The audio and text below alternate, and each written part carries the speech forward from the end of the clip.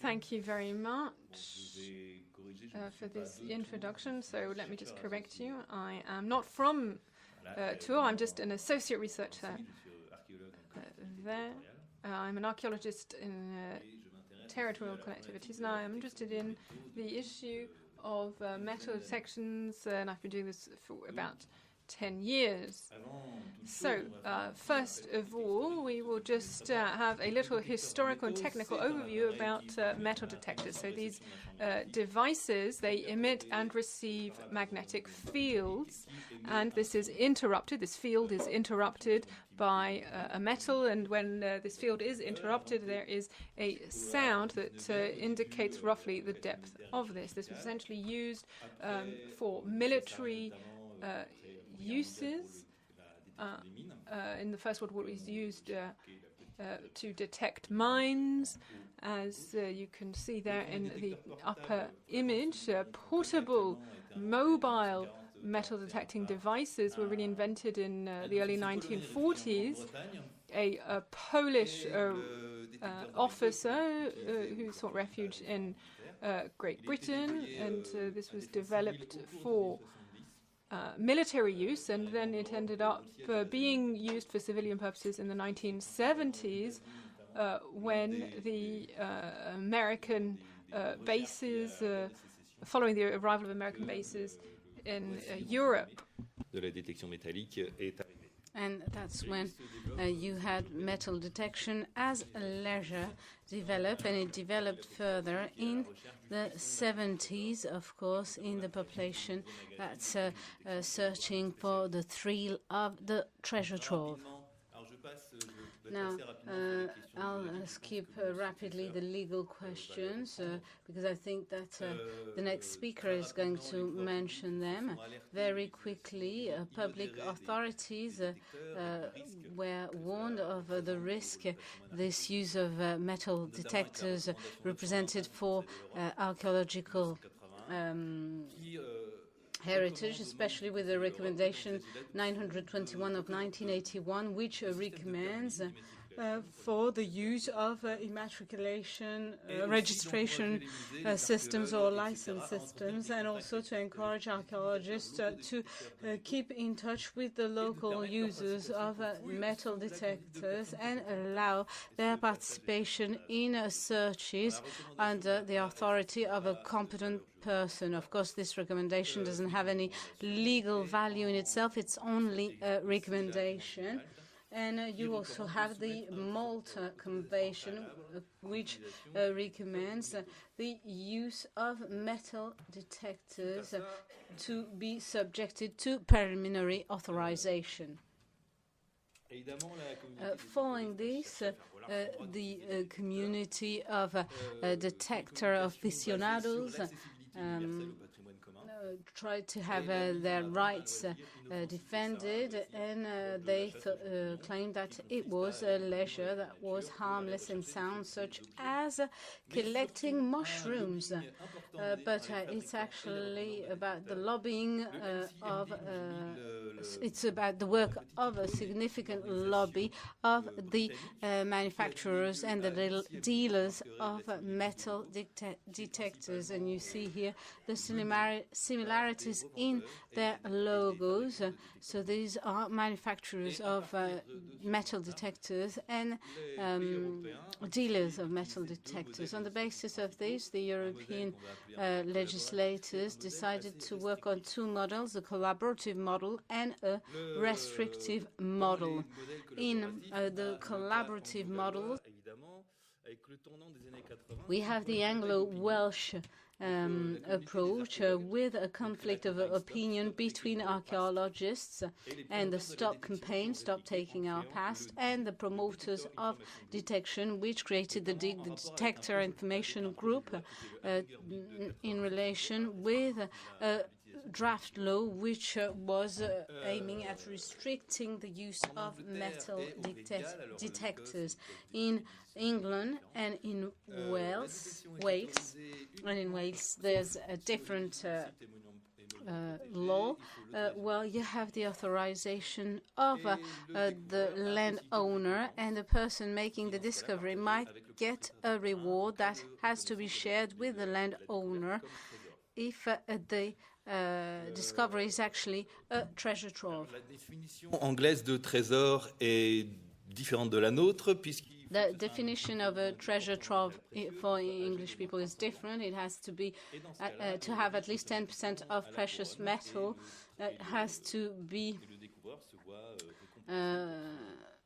some centuries old, and it's only in this case that the discoverer gets rewarded for his or her discovery.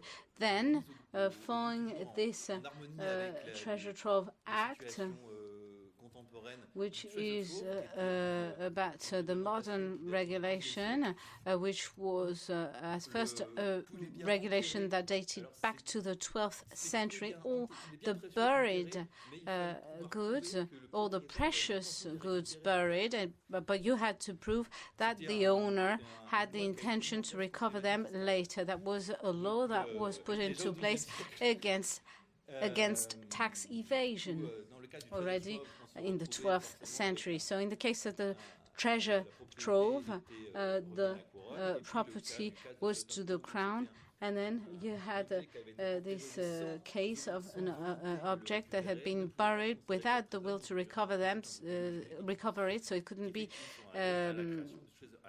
considered as a treasure trove, which is why they had the Treasure Act. Then for all the other objects that are not treasures, which have less than 10% precious metal in it, we have the Portable Antiquities Scheme to list all archaeological discoveries. This is a way to collaborate with the detection aficionados, keeping in mind that this went far beyond the discussions between the Stop campaign and the Dig group, and keeping in mind that detection is a phenomenon that we cannot get rid of and that will always exist, and detection aficionados can declare their findings to the museum or to the British Museum, specifying where it was found. Of course, it's purely declarative, so the person has to be to know, the system as well. So this English approach, which to many seems to be the best solution, the panacea, which has understand everything to detection, it has taken the best out of it. Well, we have the Belgian case, and you know that Belgium is a federal state. Here, the area of Flanders detection through the regulation of 1993 was quite similar to French legislation, but the practice of detection was nevertheless tolerated by the scientific community and the administrative community if any discovery be listed. And then they put in 2014 into place a more liberal legislation with a permanent permit, which allows for the detection of things not deeper than 30 centimeters,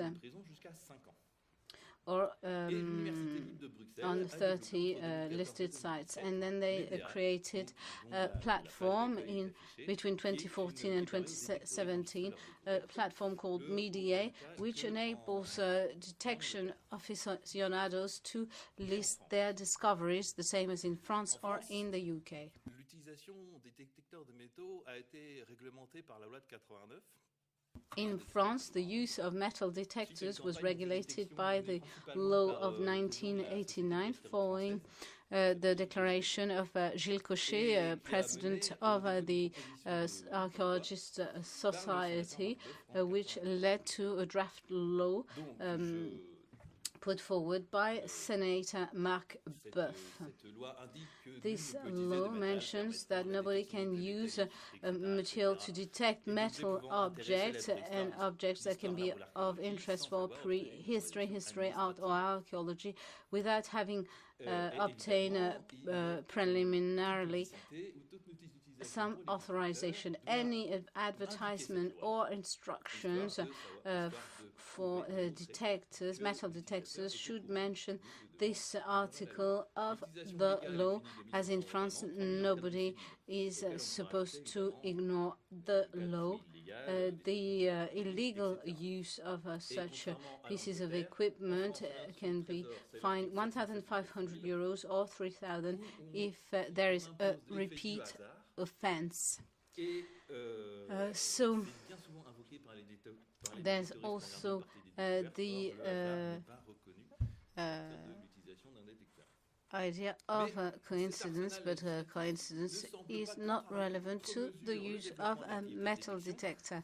But this didn't upset so much the development of the use of metal detectors. If we have a look at the websites which rely on archaeological research to explain that they work on detection, but they don't do archaeological research. If you go to their websites, you see it's exactly the contrary, as if you go to some sites, you can find some maps of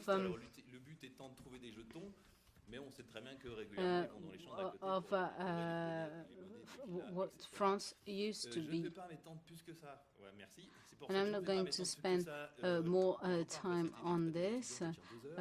When I speak to students, I can go on for 2 hours, but now I have only 10 minutes. So following this, one category in the profession, the archaeological profession, and I'd like to specify one point before my colleagues actually get to my throat. This is all about personal institutions. I'm not actually accusing any institution in RAP, for instance, which is why I'm saying this is not anybody here that's mentioned. These are private people who used detection in publications, in the registration within database, or even enable sales of artifacts to take place by giving, without wanting to do so, some value to the artifact. So detection is getting, therefore, some moral guarantee and also commercial guarantee.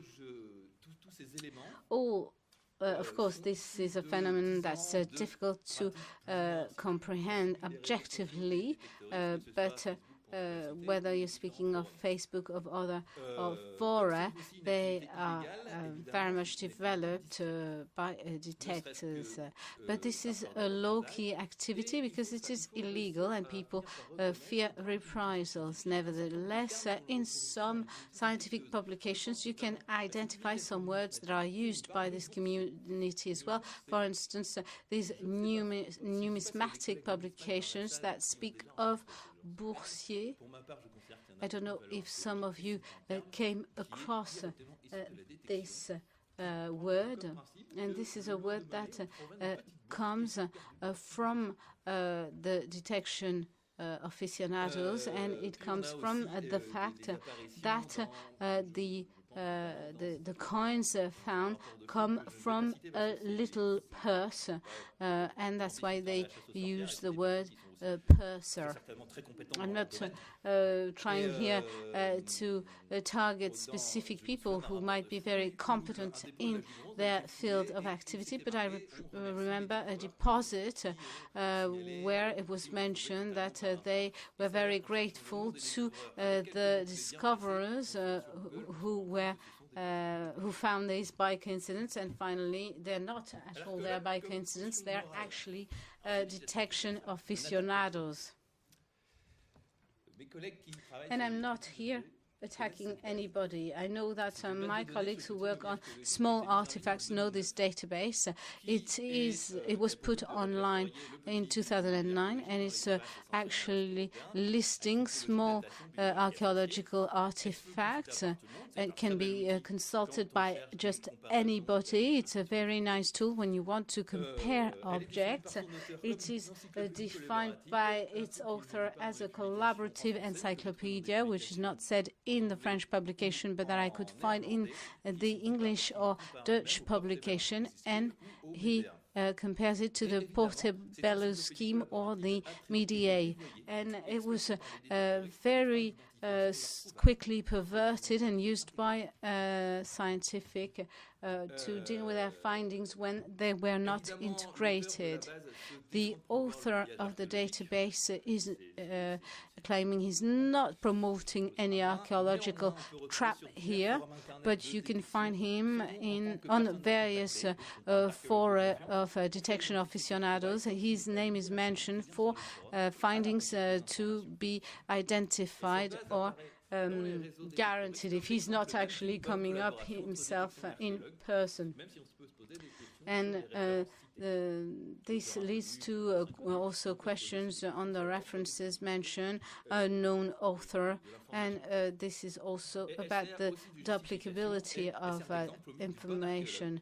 And there's the myth of the good archaeologist who understood everything in the law which is not right and who's actually defying his hierarchy for the good of science. And of course, hierarchy is on the side of the bad archaeologist who's very much frustrated and didn't manage to have his career go all the way.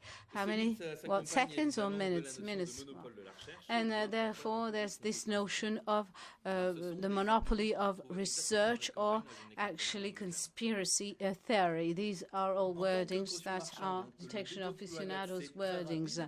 Then you have this coin deposit, which was found in a field where you could find some Roman tiles. It was expertised by archaeologists of INRAP and SRA.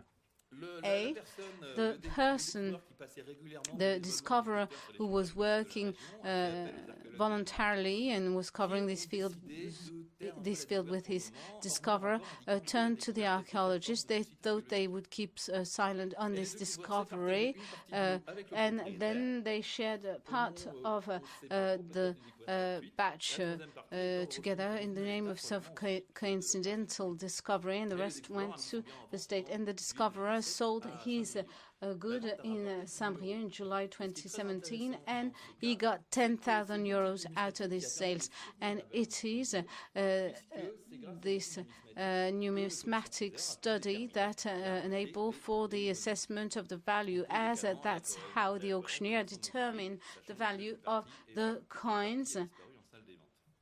So it is the numismatic investigation that made this possible. This value actually is gone through this auction. And we have a detection aficionado who claims to not do anything harmful. He's just walking the fields with his detector and finds from time to time some good pieces, some artifacts. And the archaeologist is looking for some information to complete his corpus. And this piece of information is going to get into a database, a publication, or even a museum, and is going to acquire, well, it's going to be laundered. Let's not fear the word. It's going to be laundered scientifically, and this is going to give recognition to this detection aficionado. He's going to think that he was recognized in his work by a good archaeologist, so he's going to go back to the field and go on do this, and then an archaeologist is going to say to him that it is illegal, but he's going to say, well, no, you're wrong, it's the law that's not right. For example, this or that archaeologist did guarantee my findings. And the archaeologist, without being aware of this, will have done value to the artifact through his expertise. So we have some political and public impact as well to this detection phenomenon, as we have a publication in archaeology which is based only on the portable artifacts, leaving aside all information that we can have, for instance, rural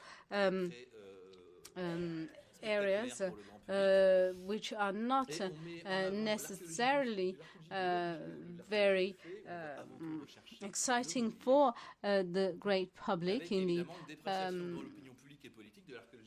the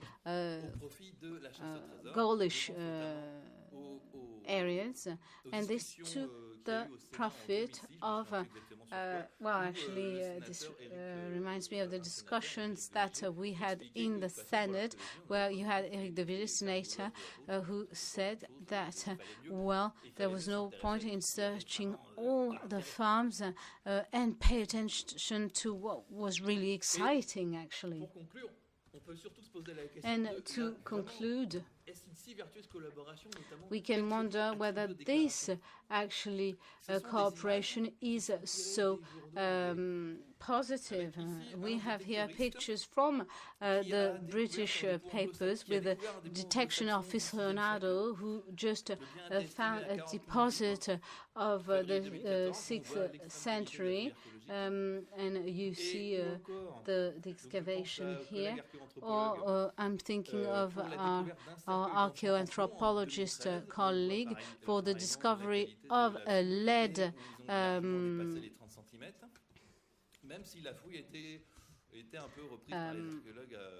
coffin. We see that there was maybe no attention paid to relatives who might not have been that far. And there's also a previous head of the PAS who says that 40 to 60% of objects are not listed. And a recent study actually mentions 96% of artifacts are not listed, keeping in mind that this survey shows that the more restrictive is the legislation, the less you have a loss in information, because this freedom is actually leading people to get more and more interested in detection that doesn't lead to the listing of artifacts. So there's a laundering of these artifacts, and that's why you have this snowball effect.